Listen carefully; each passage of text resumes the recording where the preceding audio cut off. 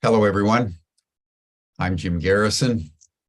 In the spirit of the trees, in the spirit of living nature, of which we're an integral part, with deep gratitude to all the generations before us that have brought us to the present moment, I want to welcome you to this session of Humanity Rising as we embark on the fourth session of a 10-day program on nonviolence. Today, we want to deepen our dialogue around the old story that humans have been telling each other for thousands of years that legitimate religiously, culturally, economically, politically, in terms of media and entertainment, the utility of violence and the divine sanction for violence, such that violence is embedded in every aspect of our interactions with each other, our interactions with nature, and the way we orient ourselves in the world. Just as a quick example of the profligacy of violence at our time, the NGO Global Witness released a finding today that in the last 10 years, 1,733 environmental activists have been murdered by hitmen, organized crime, governments, corporations for their nonviolent protection of the earth. All they were doing was trying to protect the earth. And that's a homicide once every 48 hours if you work out the statistics. In the countries where this is taking place, number one is Brazil, and then Colombia, the Philippines, Honduras, Mexico. And that's just one little factoid of the prevalence of violence around the world in the face of activism. And it goes largely unnoticed, except for a blip here and there in the media when the person is killed is particularly well-known or famous in some way. So that's just the world that we're dealing with. And the challenge for all of us is how, within this context, this deep immersion that we have from the earliest days of our historical record, particularly when we reach civilization 5,000 to 6,000 years ago, violence and coercion have been embedded in human culture. And yet along the way, there have been great prophets and mystics and seers and poets that have pointed to another way of interacting with the extraordinary paradise in which we find ourselves, our planet Earth, and the extraordinary complexity and wonder of life and our humanity. And there is no need to kill. That is the bottom line. And that is a great truth that's starkly in front of us. We ignore at our peril. And this program is reminding us of the power and the vision of a nonviolent way of being in the world. Before we dive into this program, let us just pause, as we always do as we commence our Humanity Rising sessions, by just simply breathing together. We have a particular breathing technique, that is based on just simply breathing in very, very slowly for about 5.5 seconds, and then breathing out very slowly for about 5.5 seconds. The latest scientific research is indicating that this is the optimal way to create body coherence, heart coherence, brain coherence, a balance between your sympathetic and parasympathetic system. And so you're going to see an art card for those of you who are new to the program in a moment of a 5-pointed star And this is what the orbital path of Venus and the Earth looked like as they circumambulate the sun. They create a beautiful five-pointed lotus star. And the planet Venus is 5 for the planet Venus. And the number 5 is the number for many of the ancient goddesses. So when you're breathing in and you're breathing out, think of the mother. Think of nature. Think of the divine feminine that holds us all. Thank you, everyone. Let us breathe together.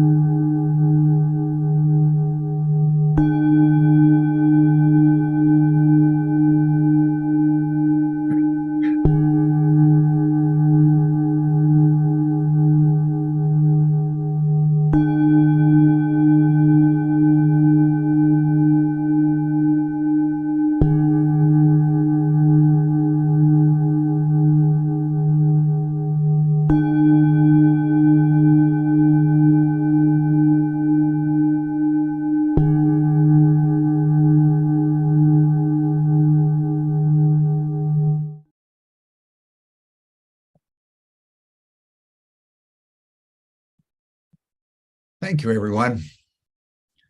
As Plotinus said, the whole universe breathes together. These trees behind me, I have them up because we breathe with the trees. We wouldn't be breathing were it not for the trees. So in the spirit of coherence and love and gratitude for each and every one of you who are joining our program today, I want to welcome Tom Eddington, who's convening this program with Michael Nagler on nonviolence, a whole 10-day program. We felt that that was the least we could do given the carnage that's happened in Ukraine and around the world, of a violent world. at virtually every level.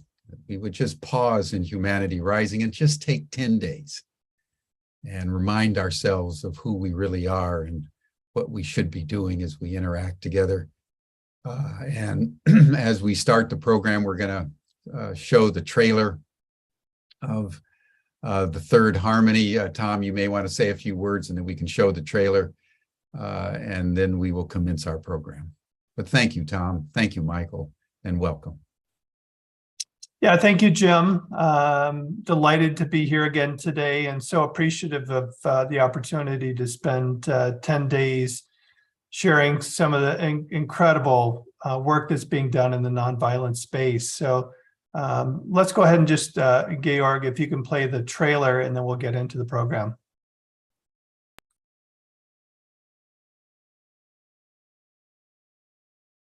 It seems like every one of us has this big library of humanity and nonviolence inside him.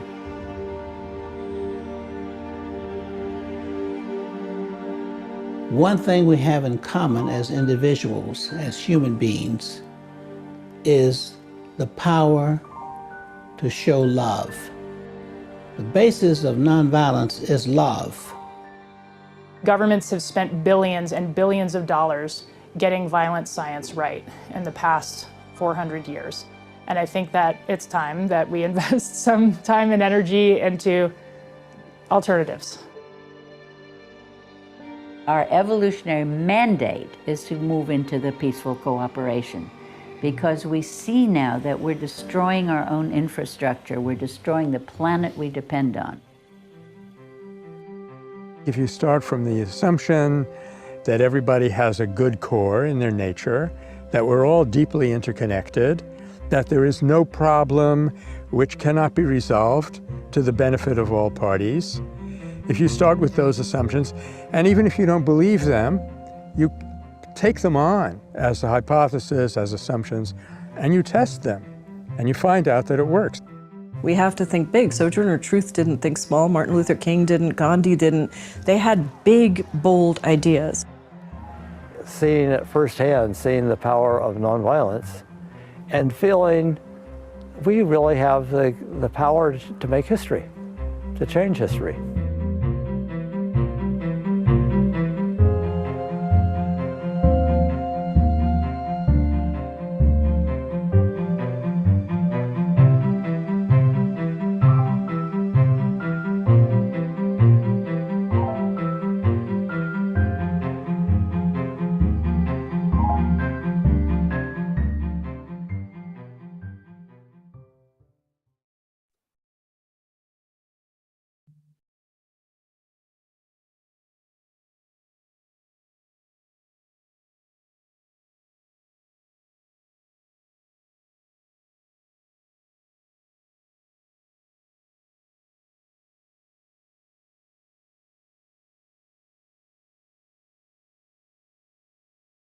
Thank you, Georg.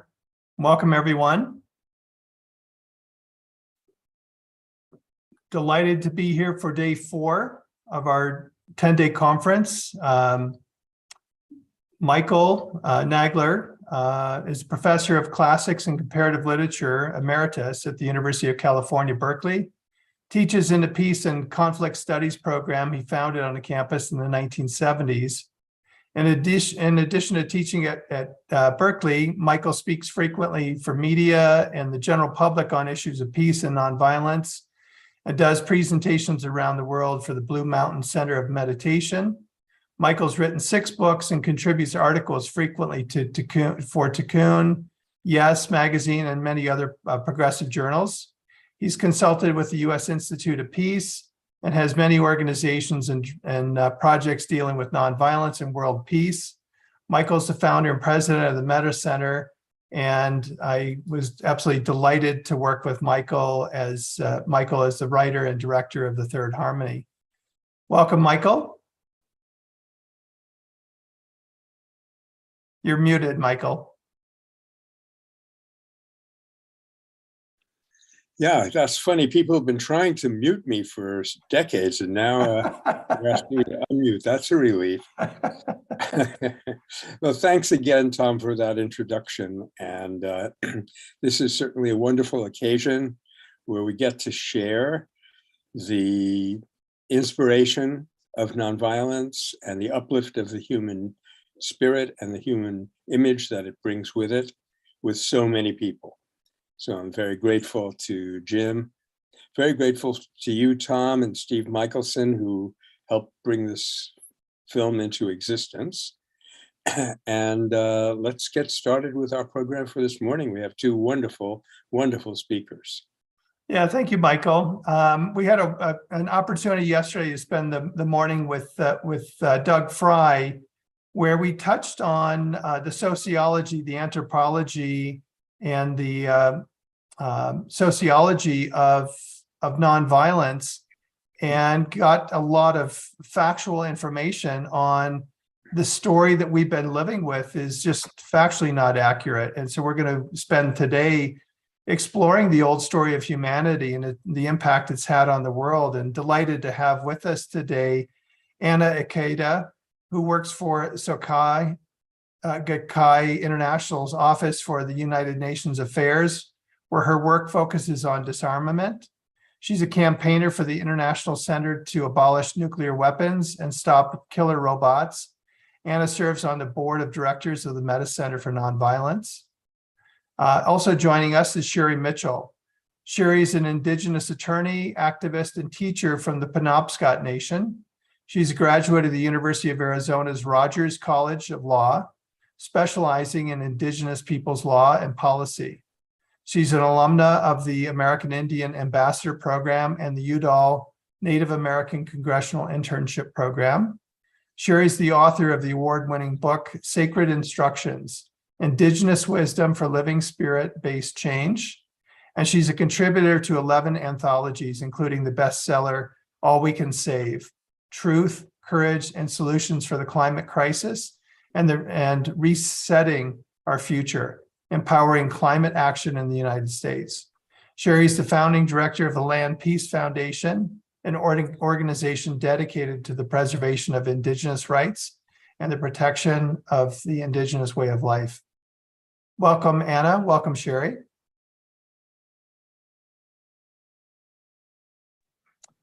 Wonderful having you with us today.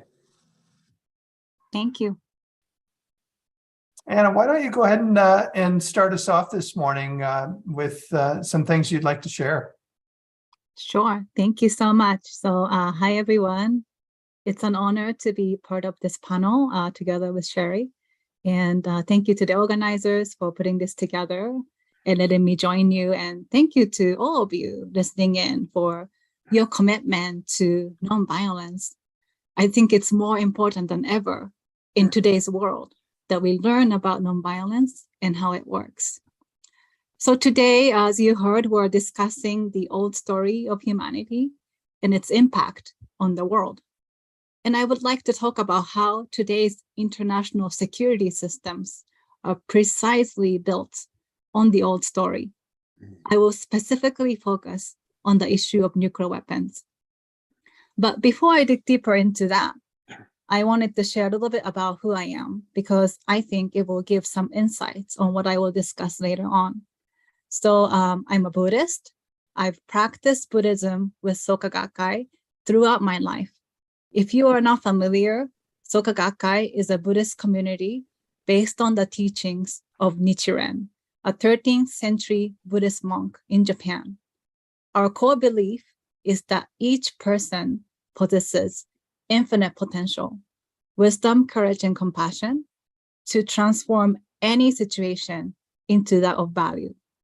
We tap into this potential by chanting the phrase, Nam Myoho Renge Kyo, which we also believe is the law of the universe, like ahimsa. And as you heard, currently I work for the Office for UN Affairs of Soka Gakkai International, which is an NGO that promotes peace, culture, and education based on that Buddhist principle. And I work on disarmament and primarily focus on nuclear weapons abolition. I'm also on the board of the directors of the Metta Center for Nonviolence, which has been organizing the series of events you're watching now. And I must say, when I first discovered Metta and its work, I was just so struck by how the principles of nonviolence align so closely with my Buddhist beliefs. It was basically like talking about the same concepts with different terminologies. And nonviolence is ultimately about tapping into the positive energies within us, which, I believe in Buddhist terms would be what we call Buddhahood or the Dharma nature. And that's just one aspect of how our philosophies are in unity. And that's why I feel that being part of the Metta's community has helped me articulate my beliefs more clearly. And it has helped me become a more serious practitioner of Buddhism. So enough about me, and going back to the theme of the old story. What is the old story, right? And in a nutshell, that's the dominant narrative of our world, that we are separate material beings, that our existence doesn't really have a purpose, that competition and violence are inevitable. The old story tells us that nonviolence is naive idealism because violence is human nature. And you see, this is clearly reflected in every aspect of our society, including our global affairs. You don't have to watch the news too long before you hear something about the war in Ukraine, the oppression of women and protesters in Iran, or conflicts happening in other parts of the world. Even though the United Nations was created in the aftermath of World War II with the goal of maintaining international peace and security, close to 8 decades ago, we are still grappling with the realities of war, conflicts, and violence. And I heard yesterday the panel was talking about the limitations of the UN. And in the paradigm of the old story, using and threatening violence is how you are supposed to create peace and security for ourselves. It's a zero-sum game. If we win, they lose, and vice versa. According to the Stockholm International Peace Research Institute, SIPRI, in 2021 alone, the total global military expenditure surpassed $2 trillion. And that's the impact of the old story. $2 trillion represent the value our world places on military and force. But imagine if that kind of resources could instead be spent on things that actually prevent conflicts, help people become healthier, and build communities like education, healthcare, and nonviolence training. Meet people's basic needs like Ella Gandhi talked about on the first day. And I believe nuclear weapons are a primary example of the old story. For example, just last week, Russian President Putin made yet another more explicit threat to use nuclear weapons. The conflict escalates and you threaten more violence. The current war has made the issue of nuclear weapons come back to the headlines of the news, but make no mistake, the issue hasn't been gone for the last 7, almost 8 decades. Currently, there are about 13,000 nuclear weapons in the world, the great majority of which are possessed by Russia and the United States. The number has gone down significantly, actually, compared to the height of the Cold War, but 13,000 is still too many. In fact, in my opinion, even one nuclear weapon is too many. Today's nuclear weapons are generally more powerful than the ones dropped in Hiroshima and Nagasaki in 1945. This means that they are capable of killing and injuring hundreds of thousands of people in a matter of an instant, burning cities, creating humanitarian disasters we're not capable of responding to, and causing long-term health and environmental effects for many decades. Some nuclear weapons are considered low-yield or tactical weapons, meaning they are smaller in size, but they are still very destructive. And also, they can raise the possibility of such weapons being used. Also, there have been many instances in history where nuclear weapons almost detonated by accident, like dropping them from a plane by accident, kind of an accident, or by miscommunication between nations. There's a whole book written on the nuclear weapons related accidents called Command and Control, by the way. And experts say that it's just by pure luck that nuclear weapons have not been used since 1945. But is that a good strategy for security?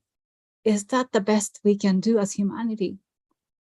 If you think about just how destructive those weapons are, it's hard to imagine if there's any reason to legitimize their use or even their possession.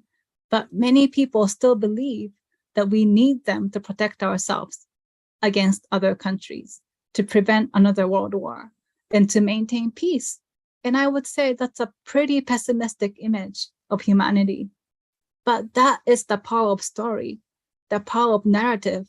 The old story is powerful.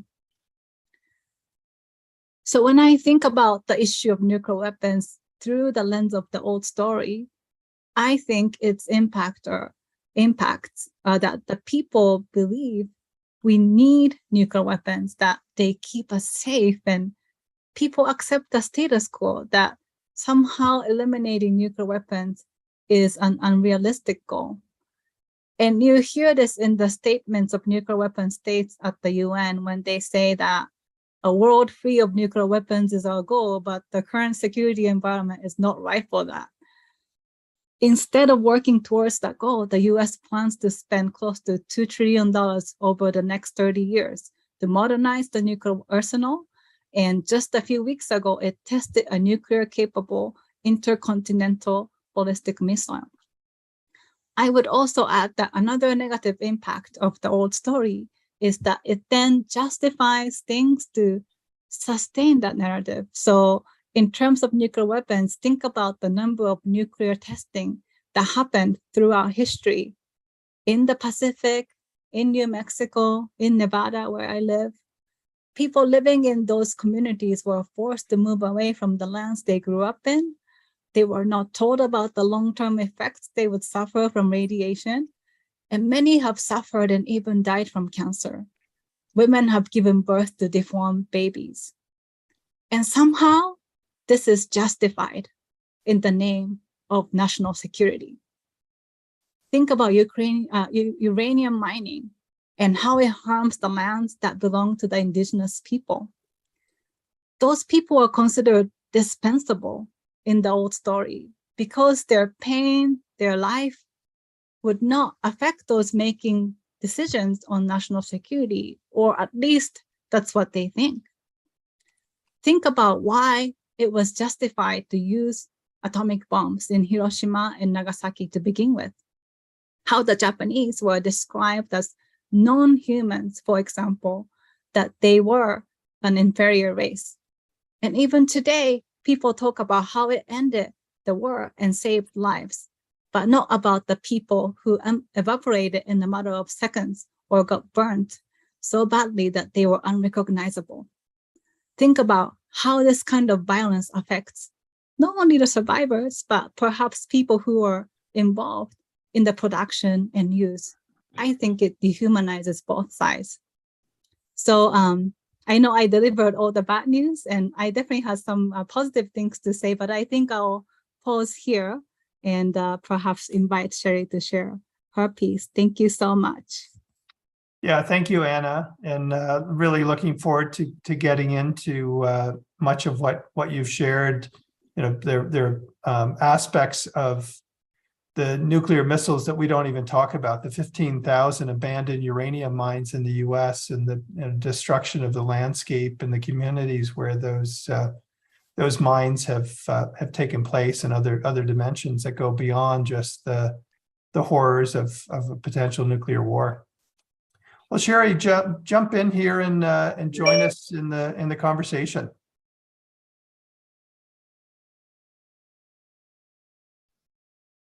Thank you, Anna, for your comments. Tom, to Michael, and to Jim, and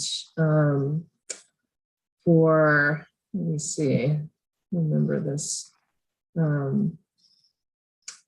Mr. Bach, I'm not sure how to say your first name. I'm sorry. Is it Georg? Thank you for bringing us into this space together. I want to start out by reading a little bit to you from chapter 4 of Sacred Instructions. And I talk about, I have 2 chapters in the book. The 3rd chapter is where are we now? And the 4th chapter is how we got here. And so it really talks very deeply about the story of the old story of humanity and how it has led us to the place that we're occupying right now. And so in this piece, how we got here, I start out in the story of the peacemaker, which is the precursor to the Guyana Shigoa, or the great law of peace of the Haudenosaunee. Hiawatha tells the people, we have all been fed a great lie, the lie of war. It makes us see danger where it exists. It causes us to distrust our friends and to label the unknown as our enemy. This great lie causes us to shun the sources of our survival and to embrace the causes of our death. These words spoken centuries ago accurately describe where we are now and where we have remained throughout recorded history. This tells us that our dance with illusion has been a long one. It is millennia deep and is therefore deeply embedded into the mass consciousness. It is hard to pinpoint where the great lie began. It has spanned distance and time, cross-cultural boundaries and belief systems. It has governed the dominant mind for generations. The lie of war, both internal and external, has been a part of our social gospel for as long as we can remember. The language of a noble and just war has been an integral part of the dominant social contract for the last 17th century. And so when I think about this, and I think about the ways that we have been taught to define ourselves, I go back to the beginning, and I think about the structure of our society today and its origin points. One of the things that always stands out for me is the moment when we entered into an exchange economy at the expense of life. And so there was a trading and a bartering system that supported and uplifted all of us. Our collective, cooperative, collaborative ways of being is what allowed our humanoid species to survive when others did not. But then there was this point where we entered into an exchange economy and began to barter the lives of other human beings. And that goes back to 3000 BCE, back to the earliest feudal estates where daughters were traded for land or protection. When we started to barter human bodies within this exchange economy is when we really went off track. And so if we think about that in terms of the expansion of the patriarchy, we have this patriarchal model that found a mechanism for transportation, first through these feudal systems, then through colonization, that was then financed by capitalism, the movement of this patriarchal engine. And so if we think about the commodification of our being, the point where we can look at and see this was when we shifted from being human to being either consumer or commodity. And we start to look at all the ways that that's intertwined and how it impacts the ways that we even define ourselves. We can begin to see a point of real demarcation from our humanity at that point in time. We started to have to use violence, or believed we had to use violence in order to defend what we were obtaining through this exchange economy. And we started to come up with terms to define ourselves. And so if you look at Homo sapien, the knowing beings, we elevated ourselves above all other species on the planet, assuming that we knew something, when clearly we do not. We have proven that time and time again, that we are not the knowing beings that we thought we were, because we have not learned to live in harmony in the way that the other species on the planet have learned to live in harmony with one another. And we're still learning that lesson. And then if you look at economics and finance, we labeled ourselves as Homo economicus, as the consumer, right? The consumptive beings. And one of the things that I've been very involved in over the years is looking at, these matricultural, matrifocal ways of being. And one of the things that I've come across in my journey has been the work of my now dear friend Genevieve Vaughn, who talks about the maternal gifting economy, where we don't label ourselves as the superior knowing beings. We don't label ourselves as the consumers or the commodities. We label ourselves as the given being, those who give.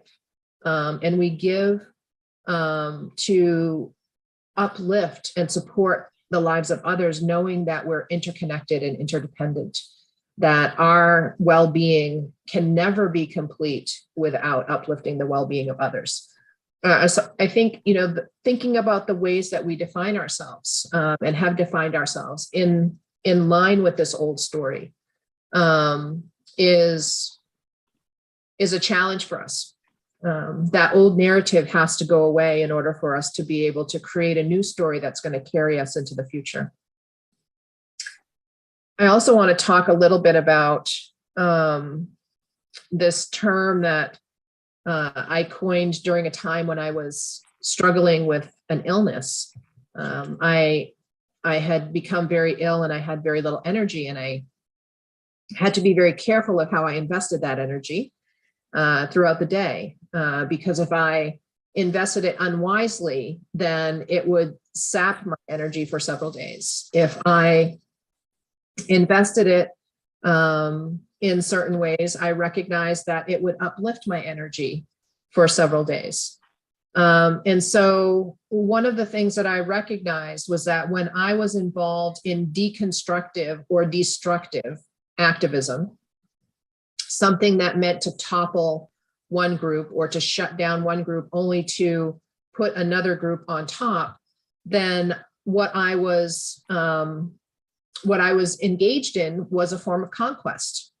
And my belief in the rightness of my group to manage the running of the world better than those who are currently in power was nothing more than an act of continued conquest.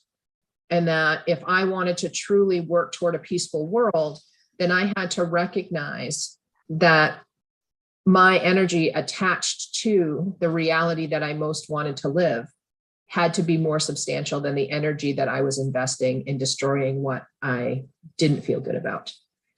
And so when we start to think about the ways that we invest our energy, where we invest our attention, what are we feeding?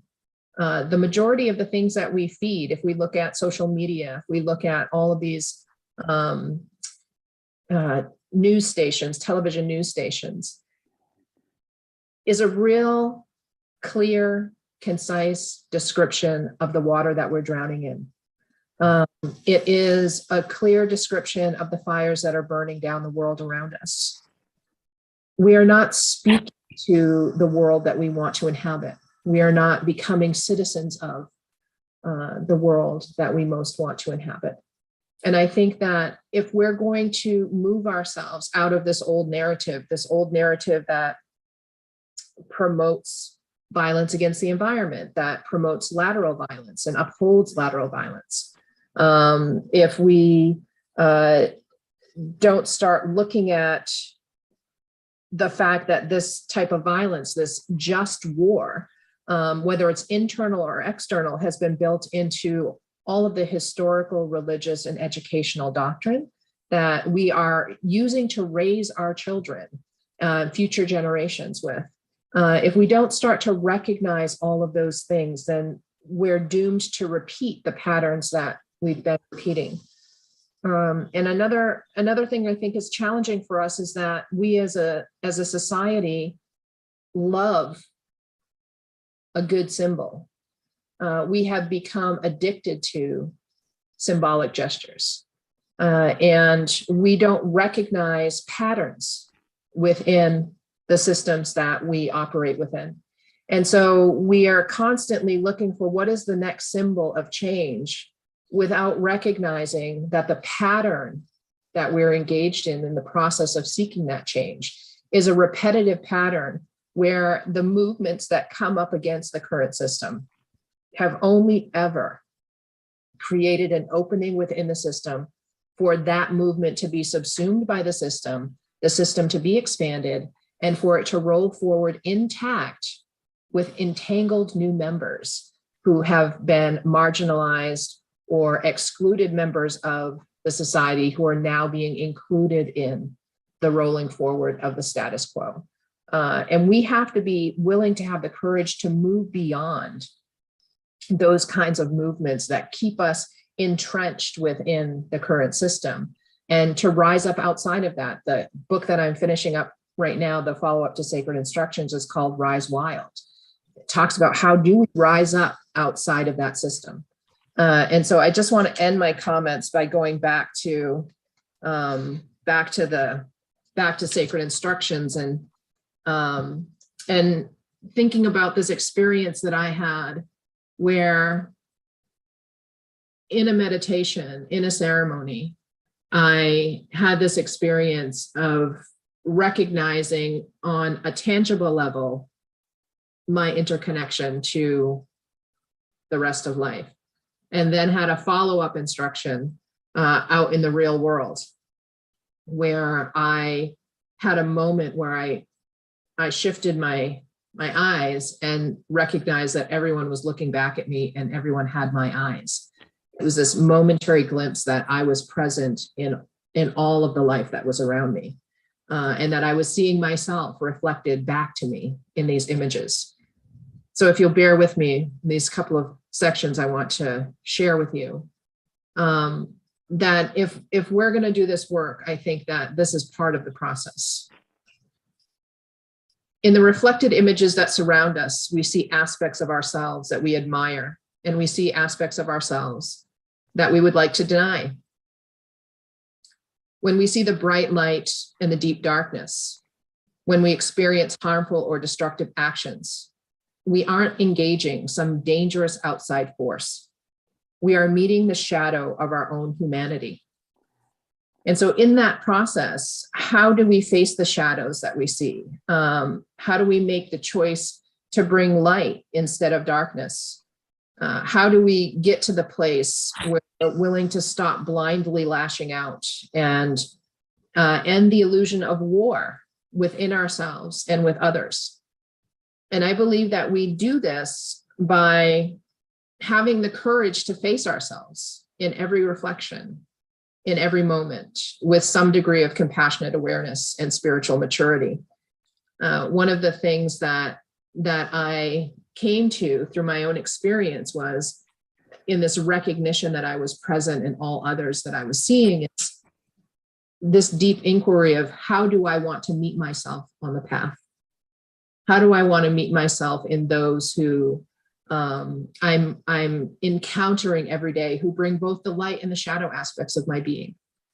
And so, we're here in this time not by coincidence. We've all agreed in some way to be here. We were born to this time purposely. And I think that we have all followed an evolution of awareness that has led us to this collective moment where we're all poised, where we possess the exact understanding of light and darkness, connectivity and interrelatedness, and our co-creative abilities. So thus the question is not why are we here, but how do we show up most powerfully to meet the times that we are a part of?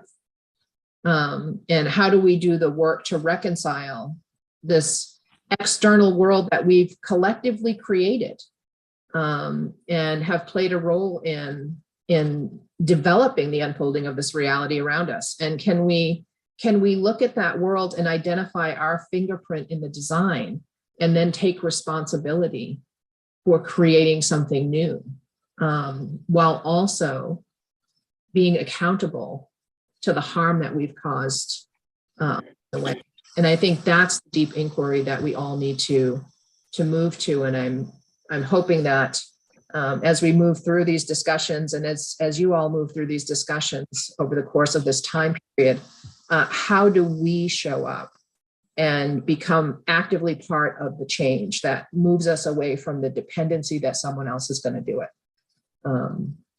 And so I'll end my comments there and look forward to continuing this discussion. So thank you.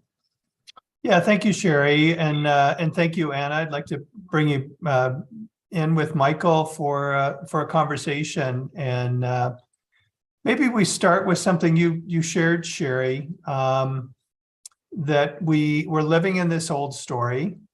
We have all of these systems, whether the militaristic systems that Anna spoke to, or the consumption systems that you spoke to, Sherry, that are feeding that old story and continuing that old story and perpetuating it. And so why don't we start the conversation there and let it lead us to an engaging dialogue. So how do we in the words often shared is, how do we hospice out those old systems and midwife in the new systems? What does that require? What does that take of each of us? Michael, you want to jump in? I did want to say one thing, Tom, and it's directly to your talk, Sherry, though, both of you kind of stunned me and challenged me in exactly the right way.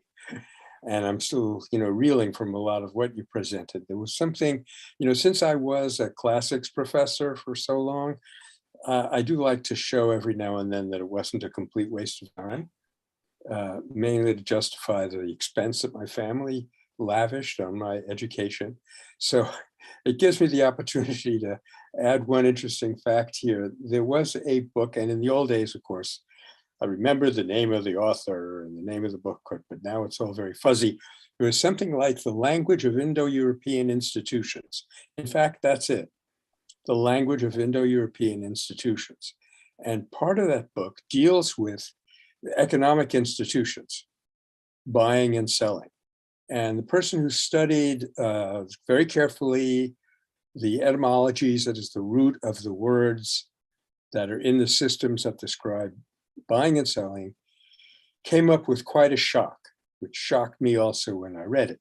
And that is that all that vocabulary was about buying and selling human beings, that they were the primary commodity of economic exchange. And so that really started us off on a very disorienting and dehumanizing point or vision orientation. And what we are struggling to do here in these discussions as elsewhere is to, get away from any possible thought that another human being is there for their utility to us, which automatically leads to the idea that they are a thing. So I really like that beautiful image that you shared at the end, Sherry, about seeing yourself in the eyes of all these people. That is, we need to attune our awareness to that vision. So thank you for letting me get that off my chest. I do want to chime in and, really say ditto to all of the things Sherry shared in her presentation. And I was just so inspired. And something that she said really struck me is about taking accountability.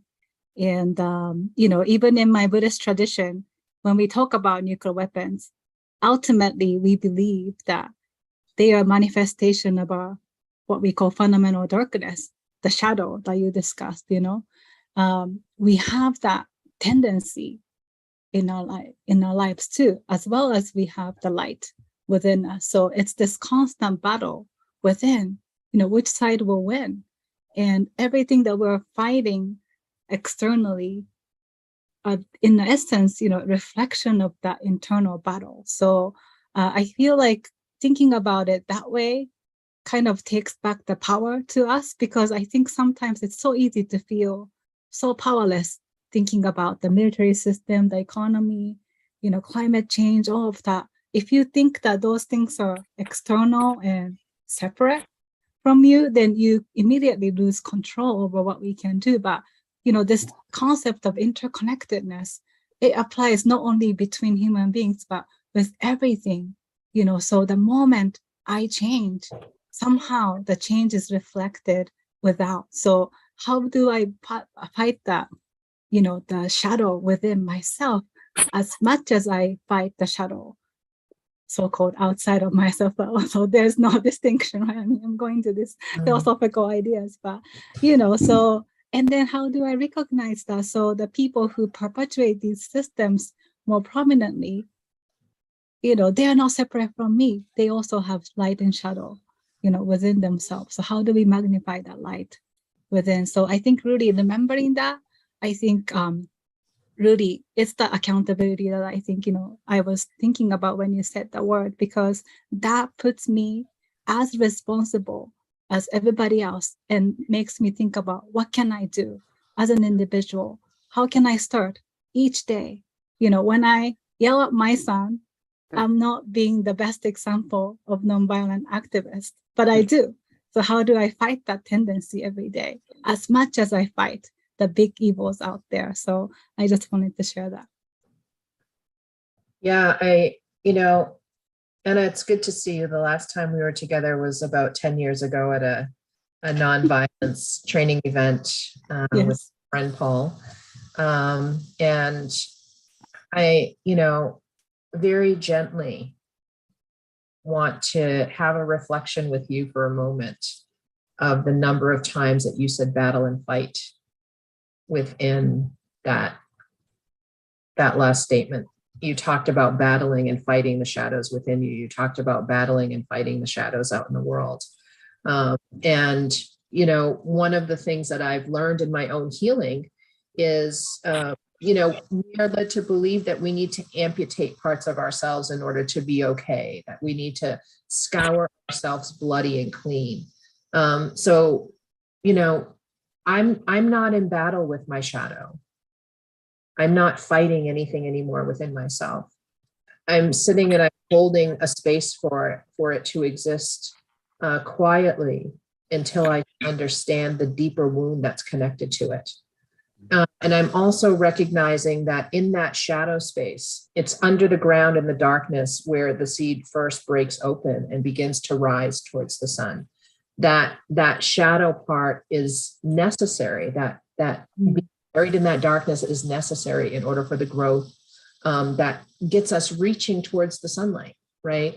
So if we can think about maybe not being in battle with ourselves, maybe we have a better chance of not being in battle externally with the world outside around us. And also it's just a real act of compassion towards ourselves. And so many years scouring myself bloody in order to just feel like I was acceptable, and that I might be, if I could just do this, then I'm going to be healed and I'm going to be whole, while trying to chop pieces of myself off, trying to do that, which is an act of violence against myself. And so, how do we open up space? There's another chapter in Sacred Instructions on grief, trauma, and intimacy. How do we sit with those aspects of ourselves that are the most wounded? Because they're the micro level of the macro that we're seeing out in society being acted out in real time. And so there's this symbiotic relationship between the wounds within ourselves and the wounds that we're seeing out in the world. But also there's this deep connected relationship between the darkness and the light within us. And we're choosing to see it as an enemy to be fed, rather than a ground to be cultivated, so that we can really encourage our growth.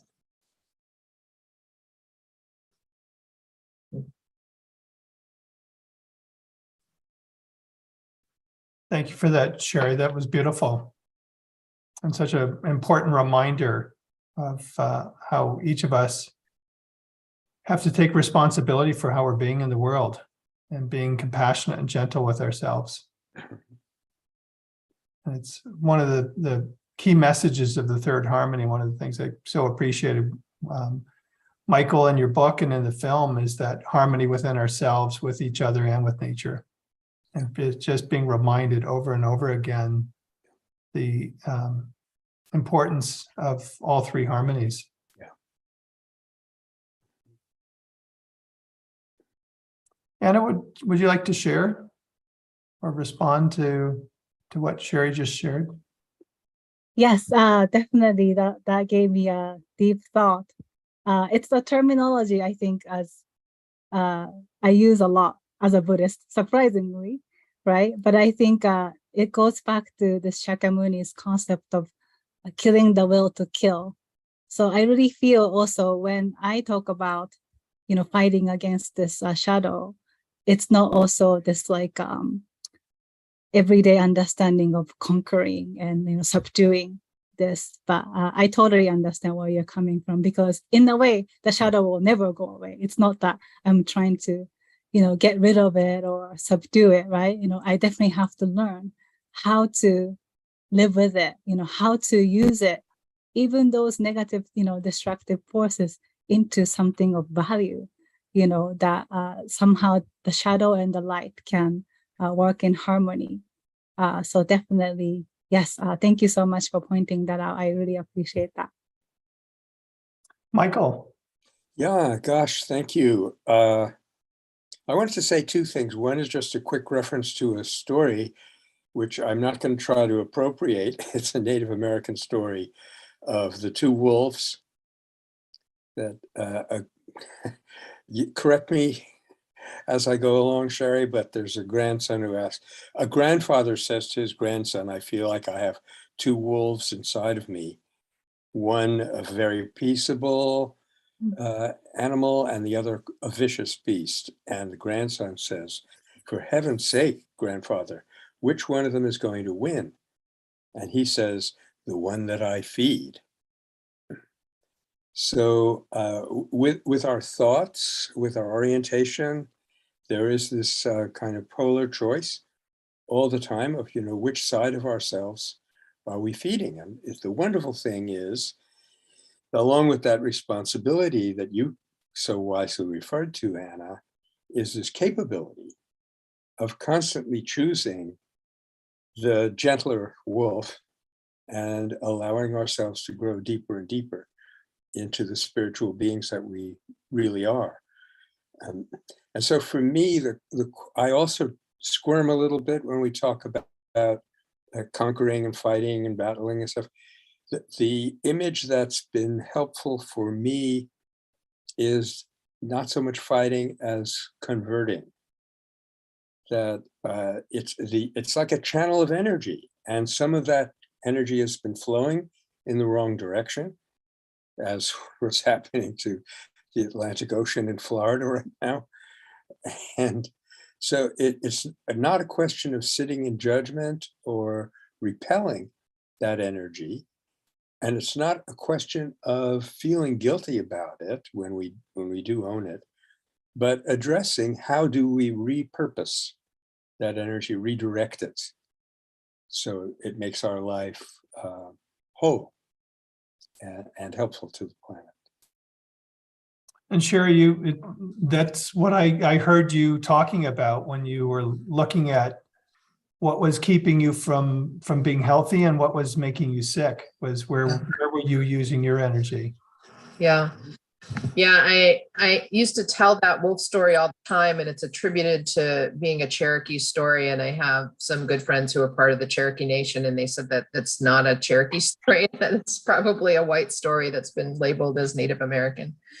And so, I think that there are so many stories that guide us. And one of the things that we're talking about here is the story that we've adopted and we've carried forward. I'm going to be doing next weekend, I think, October 7th through the 10th.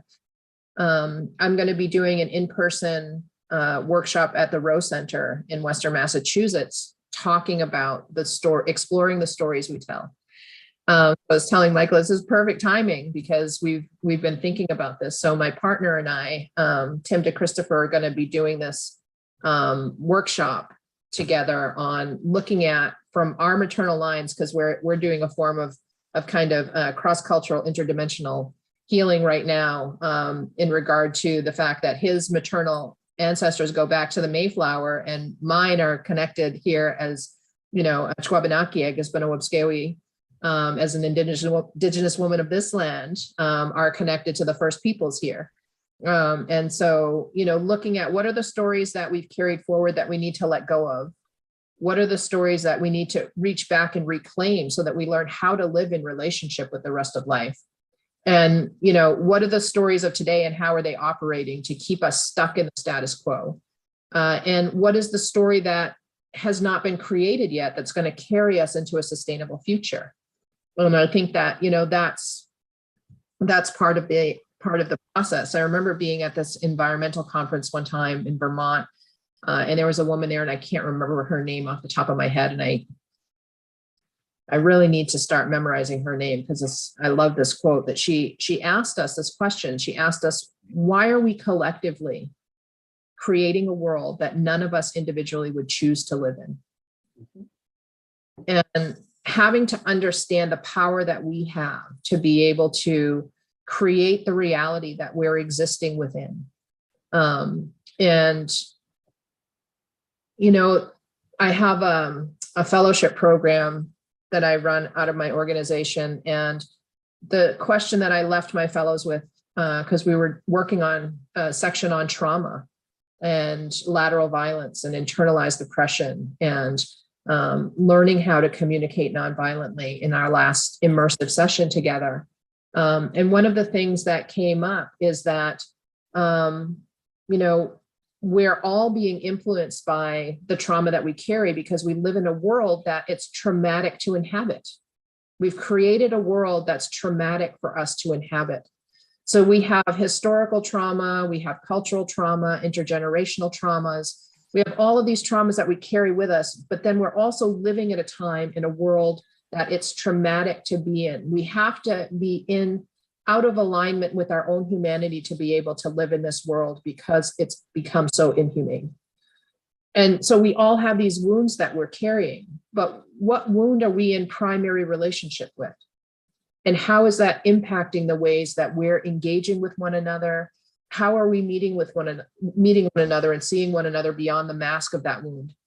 And how can we move beyond the vision of that wound and this illusion of separation to really see each other and then be in real relationship with one another? And I think that that's part of the pathway towards moving out of the old story is how do we get rid of those masks? How do we recognize the primary wound that we're dancing with right now that's influencing the way that we see one another? Yeah, thank you. Thank you for that. And the other piece that's there for me is that the old stories are serving something. And oftentimes it just goes unexamined. What is that story serving?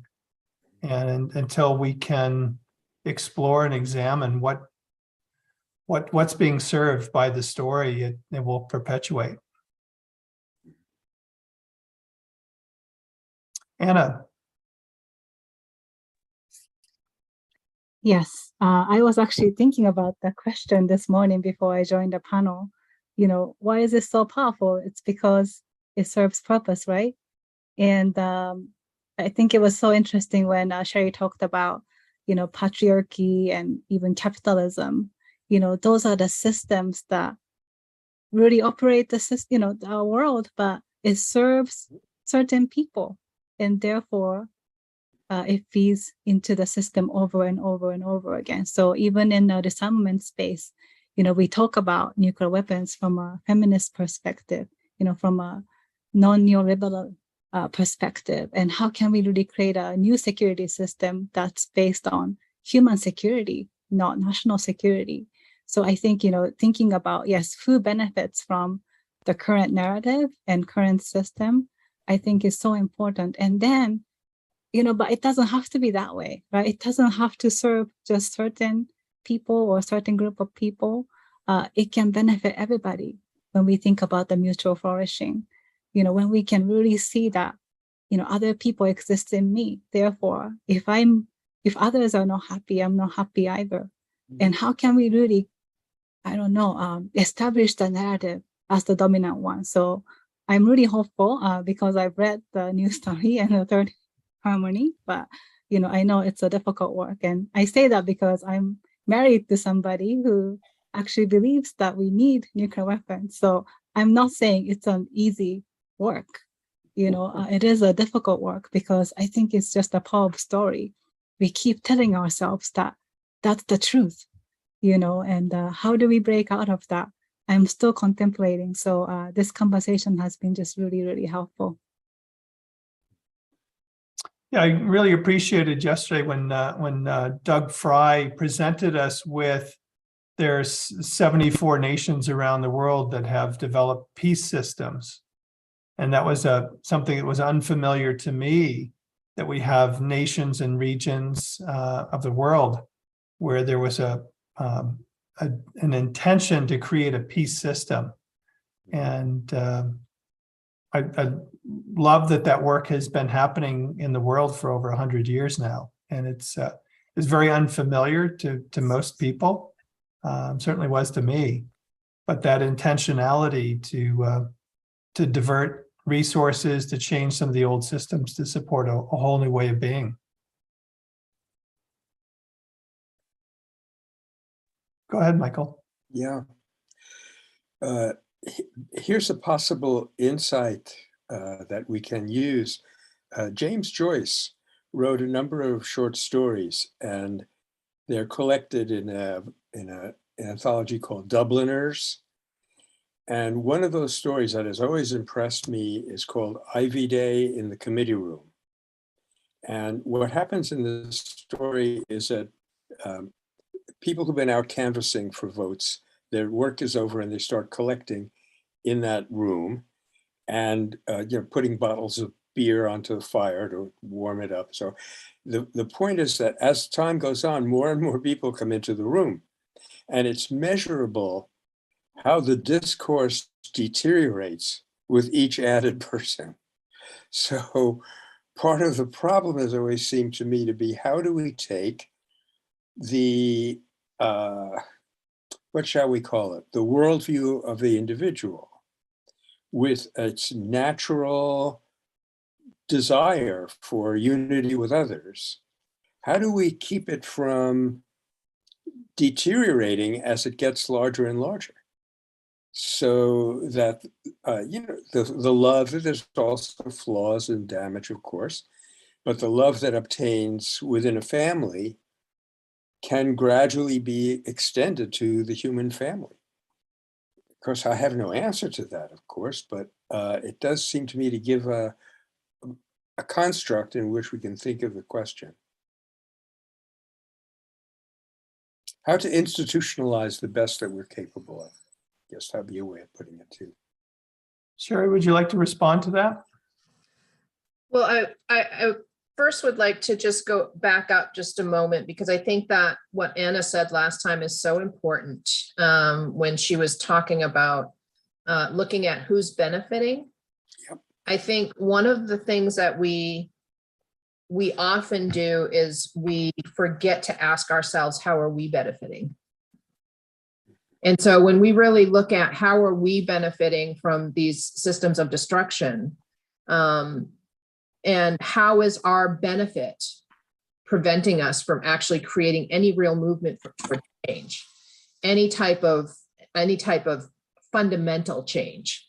I think that's another deep inquiry that we need to think about in regard to moving beyond the old story, because I think that prevents us from moving beyond the old story is our own benefit to that. In regard to institutionalizing the good within us, I think that one of the challenges that we have is what I talked about earlier, in that we've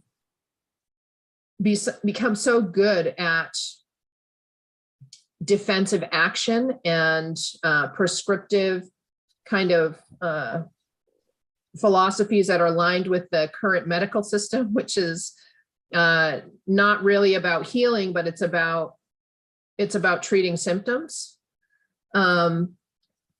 So how do we begin to become proactive in regard to supporting and uplifting? There is a whole movement back in the 90s about mapping assets.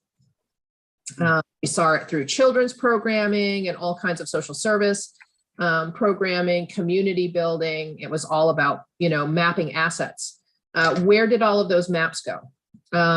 What did we do with the map?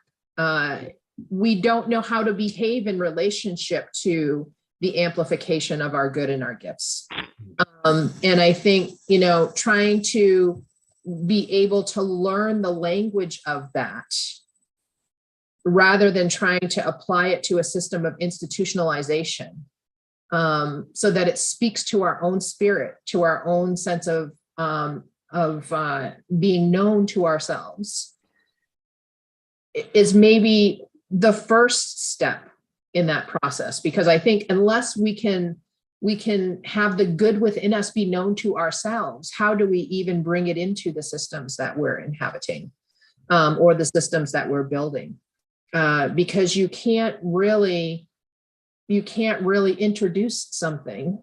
I've had people try to introduce me and say my name in my language, which, if you'll indulge me for 1 minute, I forgot to do this at the beginning. So I'm just going to say who I am and where I come from in my language to connect myself to my ancestral history. Indali wisi wana hamugwasit na najio banawabskewi. Indil na bamakuwasus no banawabskewi nagakakabus nilti baik. My name in my language, Wanahamu Gwasit, is a name that was given to me as an adult. I had another name that was given to me as a child. That name was given to me as an adult after the elders had watched me for a long time. I won't say how long they had to watch me before they knew who I was. But they had watched me for a long time, and then they saw that in me and offered me the opportunity to carry that name.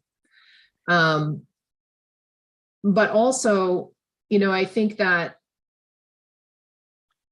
we're so afraid of being who we are because of all of the violence that's imposed against us.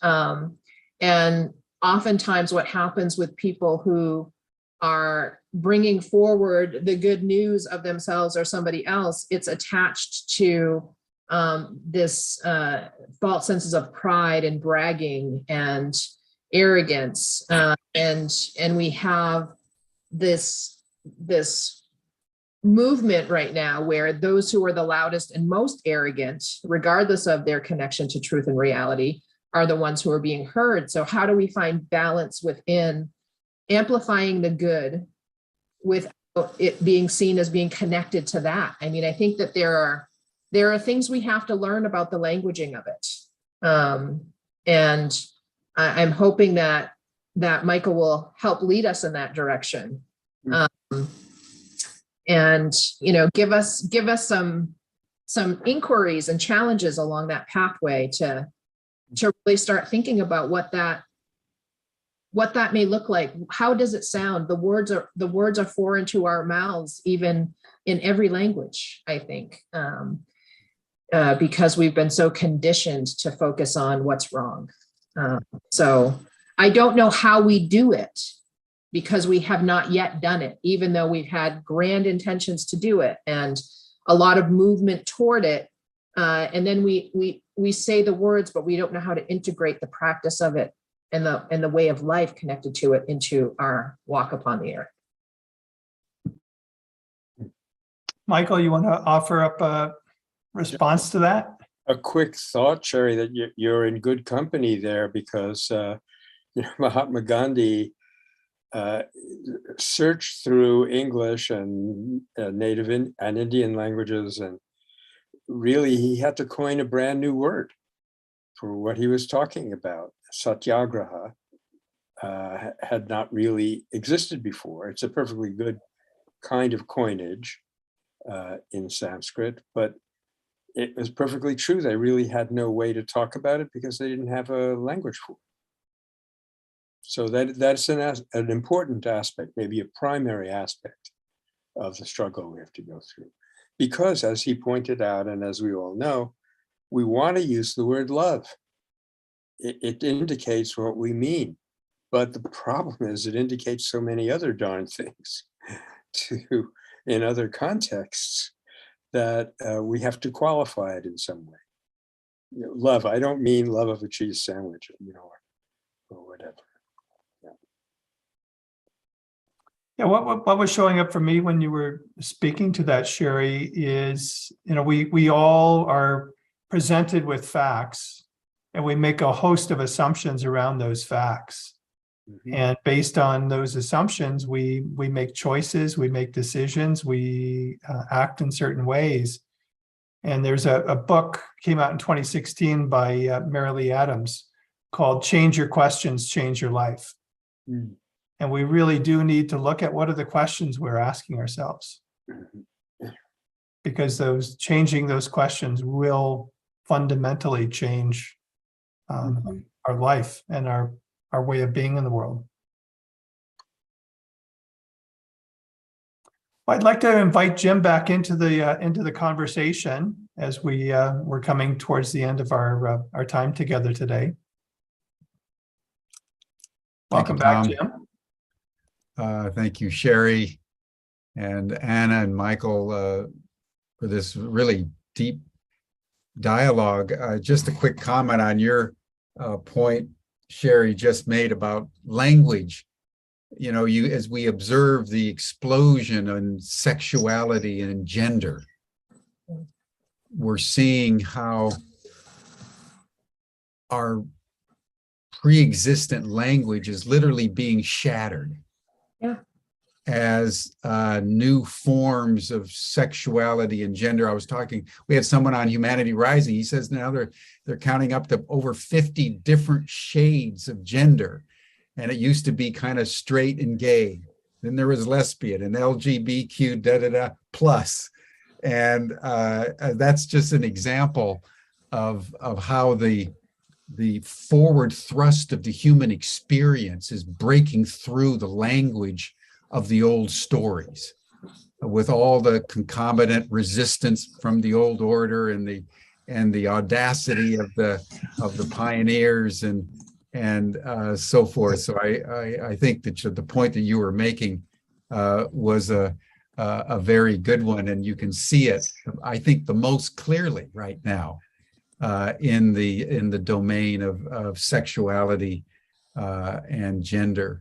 And then a point that I wanted to bring in that I think is worth just a few minutes is the point that was made early on by both Sherry and Michael about the origins of the problem being around the buying and selling of human beings, the commerce that began to happen between human beings. And I want to bring in Rousseau.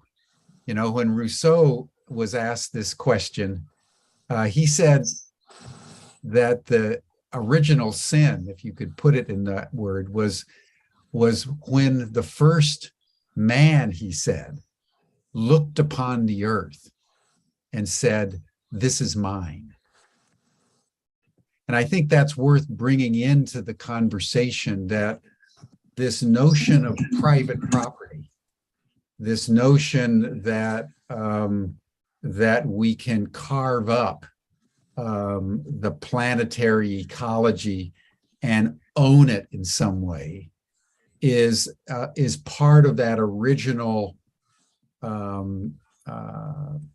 iniquity or perception or story that began to legitimate boundaries, exclusion, trade, slavery, war.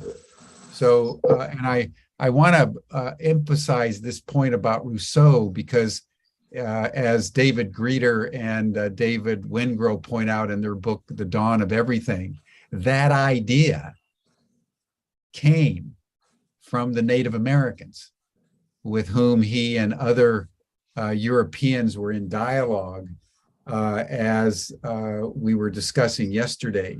And one of the points that they made to the European settlers was, as part as they viewed it, the European problem, was this notion of private property, this notion that you could carve up the earth and say, this part is mine and it's not yours.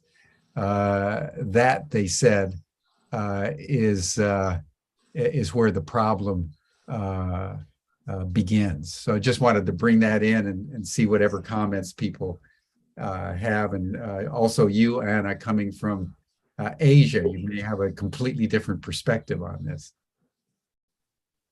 Yeah, go ahead, Michael, and then Sherry, and then Anna.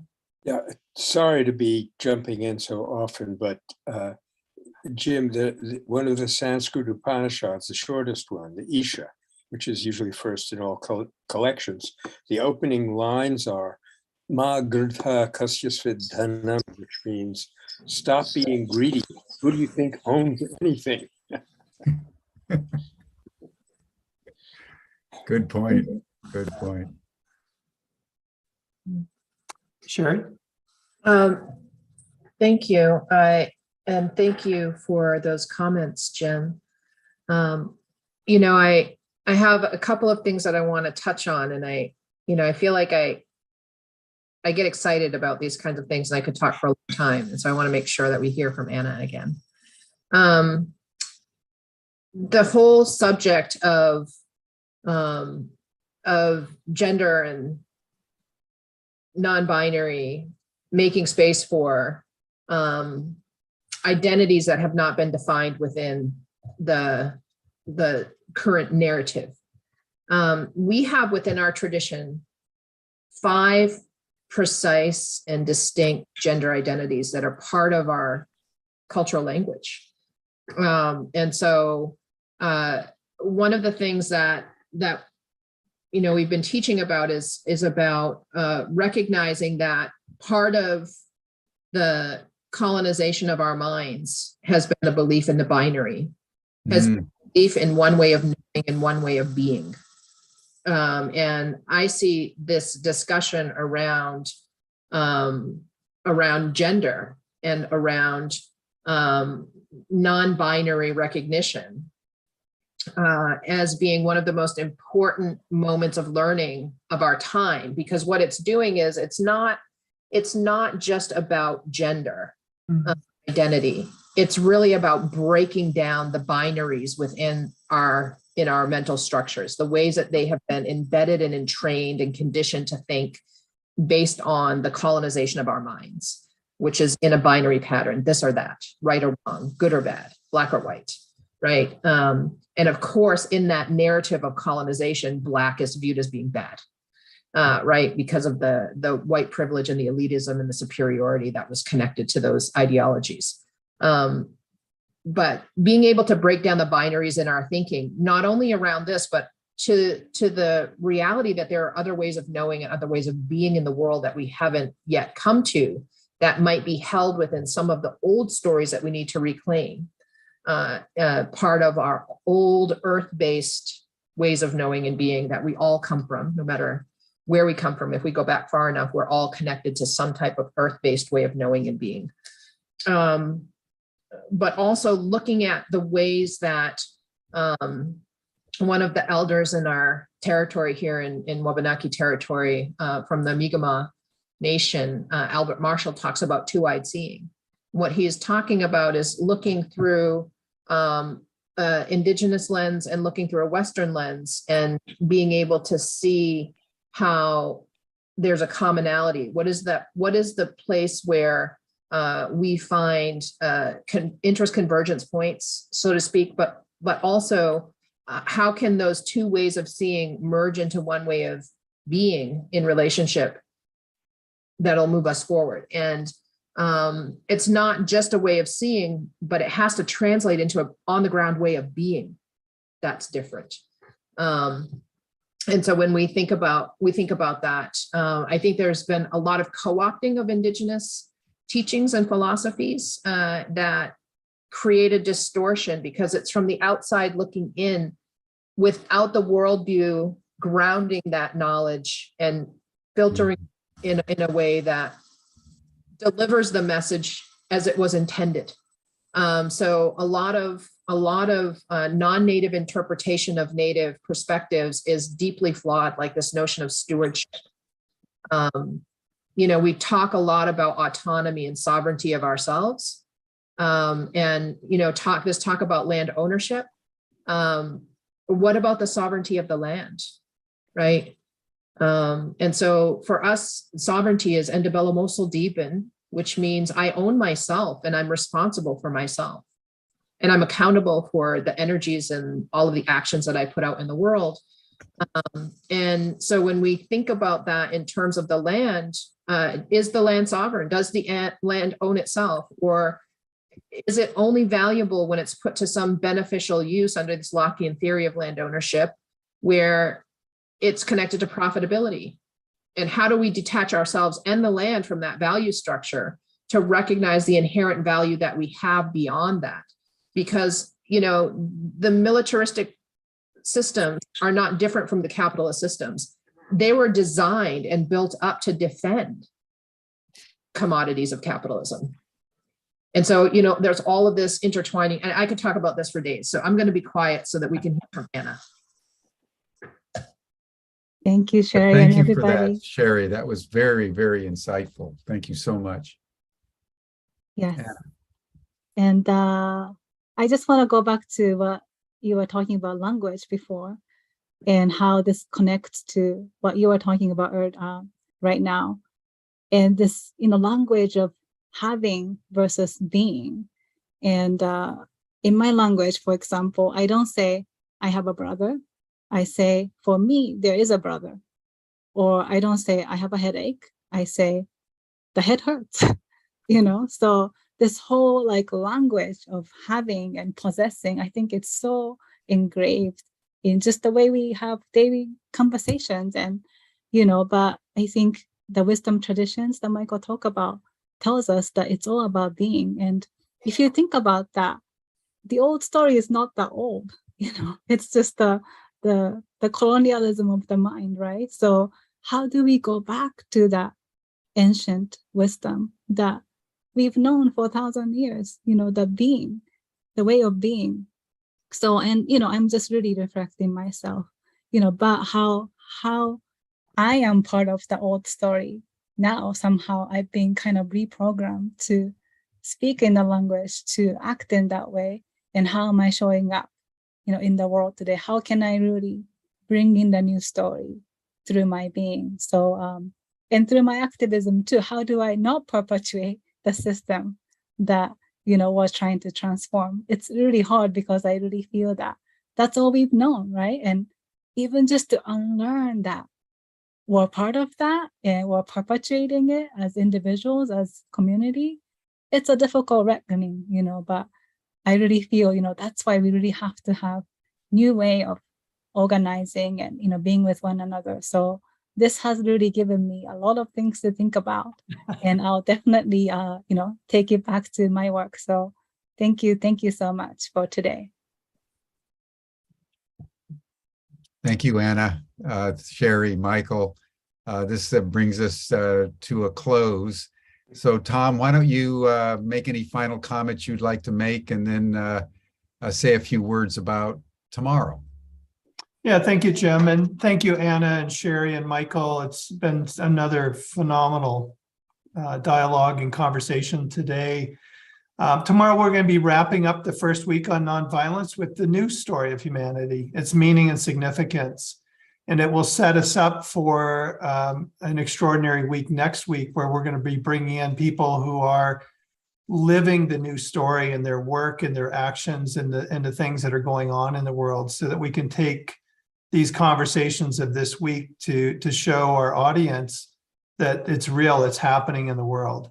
And very excited to engage tomorrow in the new story and set us up for next week. So thank you all. Thank you, Tom. As Rita just said, another brilliant interchange. So thank you all. This has been a very powerful week, Tom and Michael, that you've put together. The dialogue has been very deep. And as you were saying, Anna, it's given all of us something really deep to think about. And that's the essence of good dialogue, when we're open-ended in our interactions and are willing to be transformed by the intelligence of others in a common quest for around questions we literally don't know the answers to. And nonviolence is certainly one of those. It's the most obvious thing in the world, and it's the most deeply mysterious in some way as to why it's so unobtainable in so many of our interactions. So that brings us to a close for today, everyone. You're all welcome to the after session chat group. You'll see the link in the chat. And tomorrow, after a couple of days of the old story, we're going to embark on the new story. And I would just remind everybody that tomorrow is the 875th birthday of Jalaluddin Rumi, the great Persian mystic and poet who had probably the newest story that has endured over time of just about any poet known. And so we're going to commemorate Rumi's birthday tomorrow as we talk about the new story with Banafsheh Sayad. So thank you all so much. We'll see you tomorrow. Bye for now. Bye for now.